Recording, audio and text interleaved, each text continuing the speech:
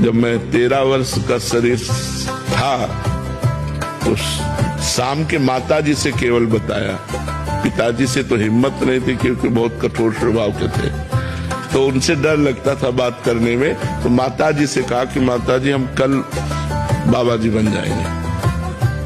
बाबा जी बन जाएंगे। उन्होंने विनोद समझा और हमारी बात बन गई, क्योंकि उन्होंने विनोद समझा। अगर सीरियस समझती तो रो देती या कुछ हमको आदेश करती, और उन्होंने विनोद समझा तो ध्यान ही नहीं दिया। भगवान ने हमारी बात बना दी।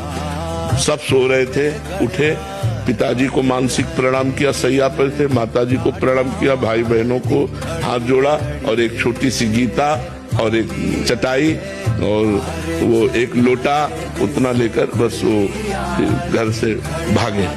और 15 किलोमीटर चलने के बाद थक गए तो एक शंकर जी का मंदिर आता है नंदेश्वर, सरसौल ब्लॉक में नंदेश्वर महादेव, वहां जंगल में जाकर के रुके। अब जब 12 बजे भूख लगी, क्योंकि सुबह से कुछ न कुछ घर में मिल जाता था, अब सुबह तो मिला नहीं, चलते चले आए। अब दोपहर के 12 बज गए, भूख लगी, तो पहली बार हमारे मन में प्रश्न उठा कि कैसे जीवन निर्वाह होगा, जीवन निर्वाह कैसे होगा, कहाँ रहेंगे, कहाँ जाओगे। तुरंत हम कहा ये तो हमको परास्त कर देगा प्रश्न। तुरंत उनका भगवान जैसे रखेंगे, हम भूखों मर जाएंगे लेकिन घर नहीं जाएंगे, हर कष्ट सहेंगे। इतने में एक आदमी आ गया, उसने कहा बच्चा यहाँ एक सूर स्वामी रहते थे, जानते हो क्या? तो हम कहा हम यहाँ नए आए, हम जानते किसी को नहीं। तो कमंडल खोला और 1 लीटर दही होगा, मीठा दही होगा, तुम पी लो, अब हम वापस नहीं ले जाएंगे। उनके लिए लाए थे, वो है नहीं तो आप पी लो, वो संत कहीं चले गए होंगे। तो हमें सब कुछ लगे, हम कहा हम क्यों पी ले?